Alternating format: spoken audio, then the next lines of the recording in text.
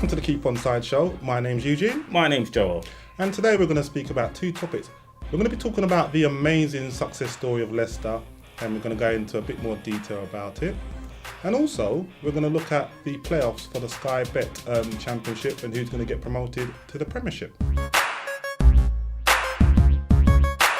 I think it's given hope to players. Yep. You know what I mean? It's given hope to fans. Yep. It's given hope to clubs. Yep. The so-called lesser clubs now Yep. can go into the Premier League and think to themselves, you know what, we can achieve something big. Yeah, we can, sure. you know, if we're together, We can achieve something. we can achieve something. Whereas before, teams were probably a little bit almost defeatist at times and thought, well, you know what, we just got to kind of play our position. Yeah, because if you remember in previous years, you've had your Sam Allardyces and your Tony Pulises. They've almost said to themselves, right, let's get to 40 points. Yes, not get relegated. We can't actually go higher than 40 points because you got the big boys spending X, Y, Z. And to be fair, I just think Leicester's just knocked that all out. You know, I've got a son, under 12 player at the moment, going into under 13s. Before this season, I would have said it's all about the academies. I would have said, you know what, I'm going to look to get my son into a football academy, and that'll be his natural pathway to be making it as a professional footballer. Now I see Jamie Vardy, who 4 years ago was in Fleetwood Town, and he's lifting up Premier League trophies and going to the Euros, and arguably going to be the top scorer of the Premier League. So it's even opened my eyes as a parent. Next year will be wonderful for the football club, for stewards connected to the club. They'll get more work. To the tea lady, she'll have more work. To the hospitality section, the train station with all the influx of people coming to attend games. The whole city will be vibrant. There'll be more jobs. You know, I think it's an amazing time. Yeah, definitely. It's a really amazing time to be at Leicester. Listen, at the end of the day, Leicester have broken all the rules. They've been like that naughty school kid in school that just is naughty throughout their whole school period and comes out of school with A stars. Even down to the 5,000 to 1 bet we keep hearing about. Burnley, who've just been promoted from the Sky Bet Championship, are actually 1,000 to 1 to win the Premiership. With all due respect, Burnley should be probably 10,000 to 1, if anything. Probably 20,000 to 1, right, to be honest. William Hill are not having a bar of it. And I'd like to just congratulate and give a massive shout out to Claudio Ranieri. They haven't lost a lot of games, but when they lost games and it looked like everyone was saying, you know what, this might be their time to falter. Yeah. I think he really went in there, he conducted himself well, and he was very jovial in his press conferences, and he just relaxed the players. He just relaxed. He relaxed me, and I was watching him. There's one slight downside, and I think that managers now better beware for next season. Because everyone can win the title. Everyone can win the title. So you're going to be under massive pressure from your chairman. It's going to be just a joke. You're going to see sackings go through the roof. It's going to be on top. I think heads of recruitment, they will be scrutinised.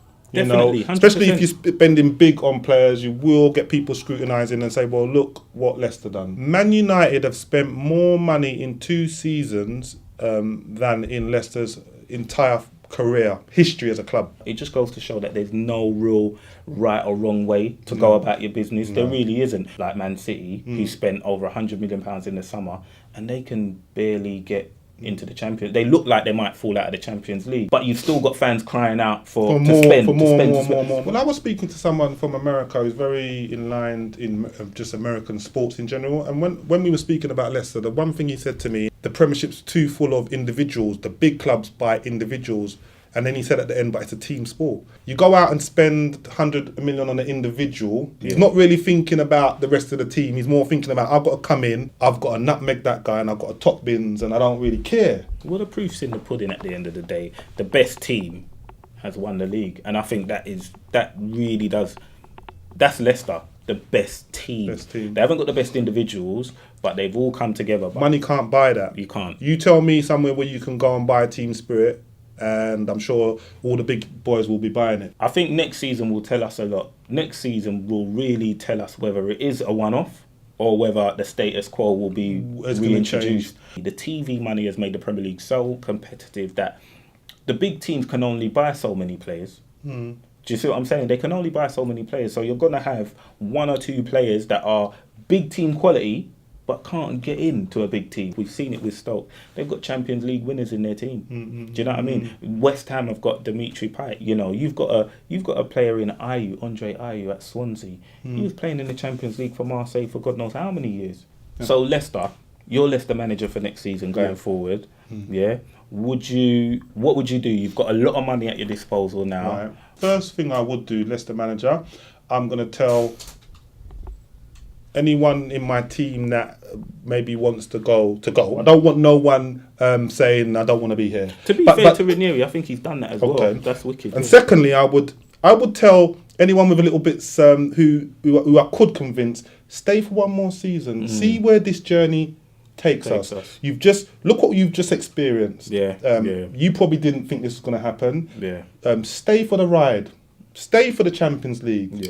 Keep on dreaming with us. If they leave Leicester, they're not necessarily going to start Champions League games. They might witness the Champions League. They might hear the anthem, but me and you hear the anthem. Do you know what I mean? I hear the anthem at home. Do you know what I mean? So they're not going to necessarily. They might not play. In regards to recruitment and buying more players, I'd have to start tinkering in the market again if I was Claudio Ranieri. Not top echelon. No, not top echelon. No. I want to try and keep the spirit and the vibe that I've got. So I'm not going for top echelon. But I'm not too sure that the top echelon would go. I don't. Let's not get too carried away. Remember, you're signing 4-year contracts, isn't it? Yeah. Now, who's to say? No disrespect to Leicester, but in 4 years' time, I don't know where they're going to be. In 4 years' time, you could be in League One. It's like I'm just saying. I know. Yeah, that's. Listen, man. Just at me, innit? But do you know what I mean? I'm just saying, in 4 years' time, that is it.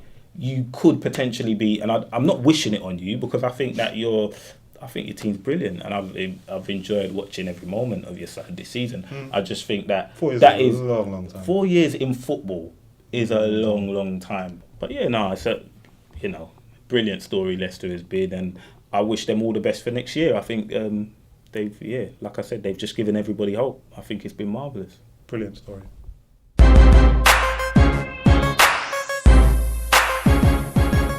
Hull, Brighton, Derby and Sheffield Wednesday. I've got time for all the 4 teams. The reason why I probably would put money on Hull is because they've got Steve Bruce for one, who, he's been about the Premier League with Birmingham, Wigan. He's got Premier League experience. Everyone basically, and he's been around, isn't he? More or less everyone, yeah. They've got Premier League players in Diame, Huddestone, Livermore, Dawson, who used to be at Tottenham. They've got a large batch of Premier League players, so that could give them the edge. I think Derby, for me, Derby, knocking on the door. That's what I'm saying. They deserve to be in it, really, because they're like literally in the playoffs every year, and every year they suffer disappointment. Every year. And they play good stuff. Chris Hughton at Brighton, isn't he? He seems to get dismissed quite often, like a scapegoat, isn't he, really? So. Yeah. I think he was treated pretty harshly at Newcastle, and I can't say that Newcastle's actually improved since he's left. Well, do you know what I mean? He might leapfrog them, innit? If he gets Brighton up, he might not even play Newcastle because Newcastle will be where he's leaving. And then Sheffield Wednesday. But the nostalgia in me. The history. I grew up with Sheffield Wednesday in the top division. I grew up with Sheffield Wednesday, do you know what I mean? With your DeCanios, your Carbones, these sort of players. Carlton Palmer. Yeah, you know what I'm saying? Yeah. Like they're a Premier. They're Premiership side. I mean, and even more exciting, as I said, because they can come up. Promoted teams can come up and hold their own in the Premiership. Definitely. I mean, it's the most expensive game in world football, they say, isn't it? Yeah. Do you know what I mean? Like you said, it's like stupid amount of money that they're receiving after the games. Then you get the parachute money when you get relegated. I mean, everyone's dream is to stay in the Premiership, but you can understand how some chairmans will take it on the chin. Going back to Sheffield Wednesday, their story, I liken their story to Leicester on a smaller scale because they weren't fancied. Some of these unfancied teams, the pressure is not so intense because they're playing, no one's expecting them to do anything, and the team talk can be quite easy. But they harness a togetherness. They harness the togetherness. Because of everyone doubting them and saying, "Oh, you know what, I don't really fancy." And that is big. That is why big clubs will always find it hard to harness togetherness because everyone reckons they're going to win. It's just the demand for success of these big teams. They haven't got time to harness team spirits, really. They just need to get the best collection of players they can get, Yeah, and just, do you know what I mean, and just win. Win. Do you see what I'm saying? And Burnley always seem to have a good striker, don't they? I mean, Yes. Danny Ings done it for them to get them there last time, and they Definitely. got a guy called Andre Gray. Andre Gray. I think he scored 23 goals for them this year. Me personally, I think he'll do well in the Premier League. You You know, putting that one on record? Andre Gray, I think will do pretty well in the Premier League next year. And I'm fancying West Ham and Southampton, not to do a Leicester, but just to. I think they'll be putting that top 4 under pressure next year. Southampton and West Ham. Well, that's all we've got time for today.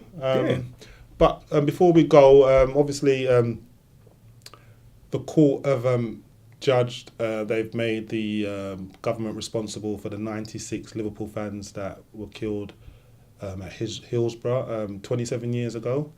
I'd just like to give congratulations to the family, to all the people connected to the family that have fought for 27 years. It couldn't have been easy continuing to fight. I mean, some of the people I saw in the live pictures at Hillsborough were kids. Those same people, we saw them giving evidence, and they're middle-aged men now. So the fight has been really long. And if you can learn a lesson from today's programme, the Leicester story and Liverpool fans fighting for justice, the key would be to never give up, because those two stories have epitomised people that have never given up. Leicester never given up, and they won the Premiership, and 27 years of fighting for Liverpool fans, never gave up, and they finally got their judgment. So congratulations to Liverpool fans. Justice for the 96.